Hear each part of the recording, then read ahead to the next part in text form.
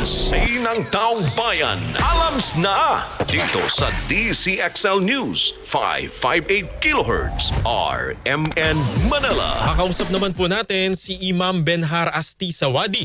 Siya po ang ng National Commission on Muslim Filipinos. Good morning po Imam Benhar, si Zander po ito at si Angel. Assalamualaikum po. Good morning po sa lahat. I'm sorry for my medyo napaos. Yes po. Good morning at assalamualaikum warahmatullahi wabarakatuh sa lahat ng kamusliman sa buong Pilipinas at sa buong mundo. Yes po. Apo. Sir? Imam, ano po yung nakatakdang aktibidad ng NCMF para po sa pagdiriwang ng Eid al-Adha o Eid al-Adha ngayong taon? Yes po. Unang sa lahat, in behalf of National Commission Muslim Filipino, sa pamumuno ng aming butihing sekretary, Sheikh Sabuddin Abdurrahim. Yes po,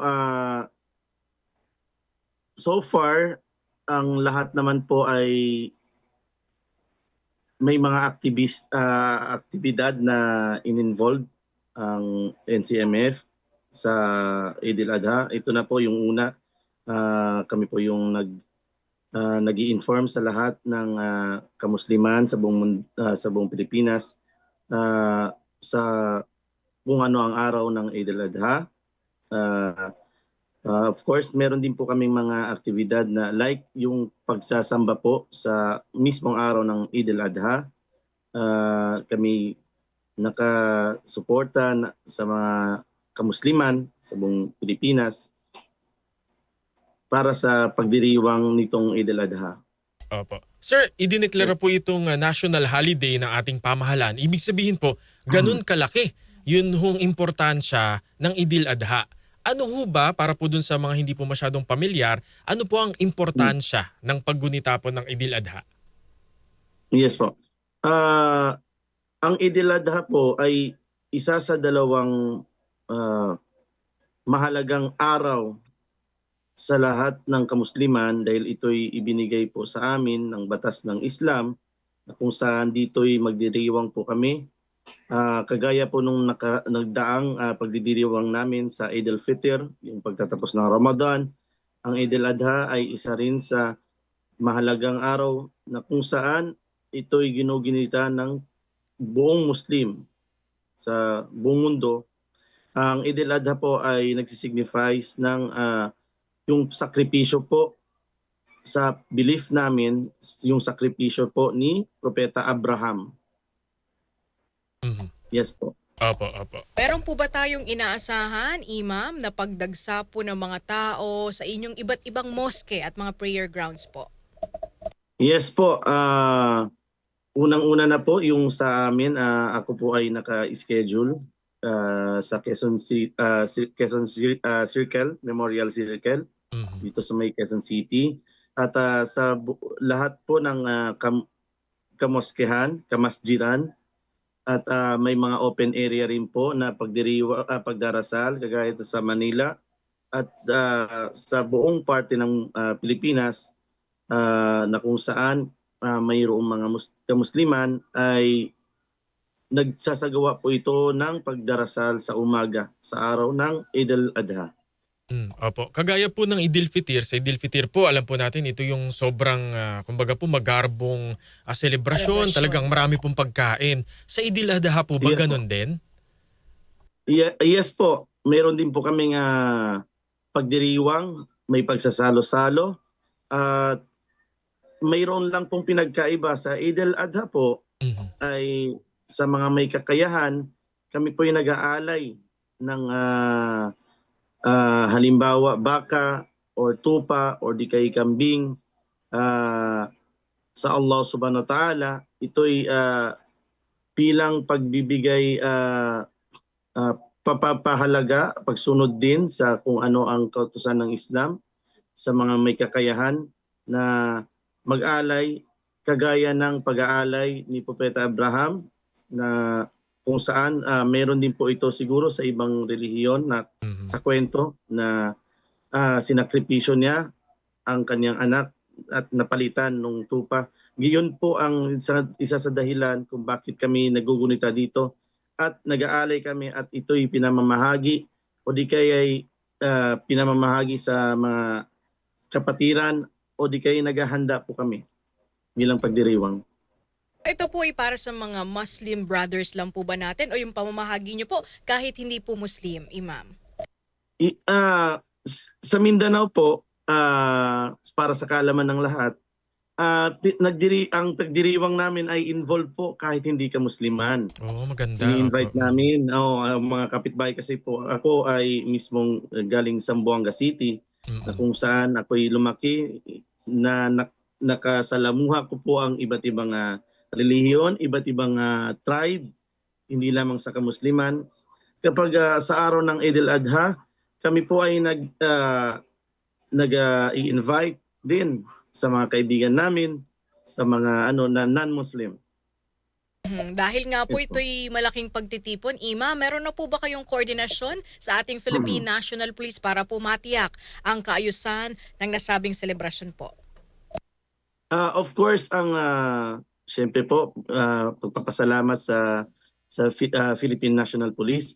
Sila po ay antabay naman po, sila ay nakatutok din naman po kapag sa bawat mayroong pagpupulong ng ganito. Alam naman po nila na ito'y taon-taon sineselebrasyon at sila'y kumbaga sa protection or pag-suporta, andyan po sila lagi. That's good Andyan po. sila lagi. Pero Yes po. more or less, Imam, ilan po ba yung mosque dito po sa Metro Manila? Kasi ang pinakamalaki po ata yan dyan sa Quiapo. Yes po. Kung sa major mosque ay meron po sa Quiapo, meron din sa Taguig, meron din po sa may Baclaran at dito po sa amin sa may Tandang Sora. Hindi ko po alam kung ano ang exact dami ng mosque, pero kung kasama po ang prayer room, ang sabi po ng mga kapatiran namin ay nasa 1,000 na rin po ang mosque. Opo, pati At yung mga prayer prayer room room, pati sa airport Yes meron po. di ba po? Yes po. Yes po. Opo. 1,000 po ang dami. Opo. Yes po. Bukod po dito sa ating Idil Adha, meron pa ho bang ibang mga project po and programs ang NCMF para po sa ating mga kababayan? Yes po, marami po. Marami po. Una, yung kung sa Muslim Filipinos po, kagaya po ngayon, andon po ang aming mga kasamahan para gawin ang isa sa mga obligatory sa Islam, yung Hajj. Andun po ang aming butihing sekretary at mga directors, commissioners at mga kasamahan. Bukod doon, mayroon po kaming mga programa kagaya ng pag-assist sa mga students sa mga pag-apply, scholarship abroad. Meron din po kaming mga programa na for example sa legal legal bureau namin ay tumutulong sa mga kamusliman, Muslim Filipinos na nangangailangan ng tulong legal. Meron din po kaming programa na yung pag-aayos, rehabilitation ng mga mosque at madrasa, yung Islamic school sa buong Pilipinas. At napakarami pa pong mga programa ang tinututukan ngayon ng NCMF. Opo, nabanggit mo na yan, Imam, kamusta po yung rehabilitasyon ng mga mosque sa Marawi? Kasi alam mo naman natin na yan po ay naapektuhan. Yes po, ongoing pa rin naman po. At ang sa aking tingin ay nakatutok naman po ang gobyerno na para sa rehabilitation ng Marawi. At inihiling din po namin na sana'y masaayos po yung muli ang Marawi kagaya nung before na nagkaroon ng giyera doon. Opo, that was 2017. Tagal na rin. Matagal na rin po, ano? Yes po. Opo. Siguro, parting message na lamang po bilang pagdiriwang nga po ng Idil Adha sa May 27. Yes po. A'udzu billahi minasyaitonir rajim. Bismillahirrahmanirrahim. Innal hamdalillah wassalatu wassalamu ala Rasulillah wa ala alihi ajmain. Amma ba'd. Unang-una, papasalamat kami sa Allah Subhanahu wa Ta'ala sa lahat, sa God, sa lahat ng mga biyaya na pinagkaloob niya sa atin.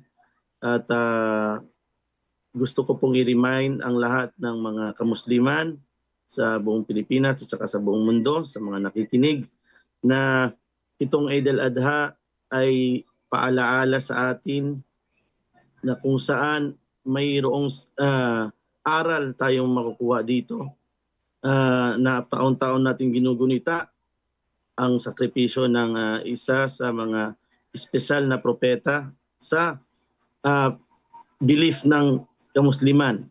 At I believe na kahit sa hindi Muslim na si Propeta Abraham alayhi salam, tingnan po natin ang mga nangyari sa kanya, pag-aralan po natin mula pagkabata niya, mula nung siya ay nagkaanak, nung siya ay naging propeta, inutusan siya ng Diyos. Ang lahat ng ito ay may makukuha tayong aral na kung saan nangyayari sa atin bilang mga tao na nandirito sa mundo, na kung saan ay kaya tayo pinapagunita taon-taon ay para maintindihan natin kung ano ang purpose ng pamumuhay natin dito sa mundo, kundi ay ang pagsunod sa kautusan ng Diyos at pag-iwas sa mga pinagbabawal niya, at magmahalan po tayo, maging mapayapa tayo. Tandaan po natin ang Islam, isa sa meaning niyan ay peace. Ngunit ang pinaka-ultimate meaning ng Islam ay complete submission to the will of God. So mag-submit po tayo, magbalik loob po tayo. Baka ngayon, Eid al-Adha ay oras na upang tayo magbalik loob sa Diyos. At kung tayo naman ay sumasampalataya naman, ay ayusin po natin, pagigtingin pa natin ang koneksyon natin sa Panginoon. Yun lamang po siguro. Salamat po sa inyong pag-imbita sa amin. Pasensya na po ulit sa aking boses, ay nagkataon lang po na siguro ito yung nakatakda na mangyari po. Opo. Maraming salamat Thank you po, sir. Assalamualaikum. Opo. Sir, sabi lang po ng ating texter po from Bulacan, sabi niya, Ma'am Melanie de la Cruz, nakikiisa po kami sa Idil Adha po ng ating mga kababayang Muslim. Maraming salamat po. Kami po ay nagagalak na kami po ay binibilang niyo po bilang inyong mga kapatid, na kung saan kami po ay mapayapa din. Kagaya ninyo ay gusto rin din namin po ng manampalataya sa Diyos ng mapayapa, matiwasay, at kami po ay sumusunod lamang sa kautusan ng aming sinusunod na relihiyon, na kung saan ay ang pangunahing kautusan ay pagsunod sa Diyos, kapayapaan para sa lahat po. Maraming salamat po. Thank you, sir. Nakausap po natin. Thank you very much po. Thank you po. Si Imam Benhar Asti Sawadi, siya po isa sa mga leader po ng National Commission on Muslim Filipinos o NCMF. Ayan, Idil Adha. Ang anong date? 27. Miyerkules. Sa That's Miyerkules. Regular holiday. So, official po tayo makasama sa May wala pong 27. pasok. Idil Adha. Di ba binabanggit kanina ni Imam Benhar, sa Catholic din kasi meron ding Abraham. Yan. No, yung kanyang anak sa Catholic sa Christian si Isaac. Sa Muslim si Ismael. So parang nung inutusan siya ng Diyos na, di ba, kaisa-isang anak mo yan. Ano na to parang may term na pag-asa laban sa pag-asa. Yung pag-asa ng tao, hindi na siya magkakaanak. Kasi parang 100 na yata siya nung nag-anak. Tapos yung kanyang wife na si Sarah ay baog.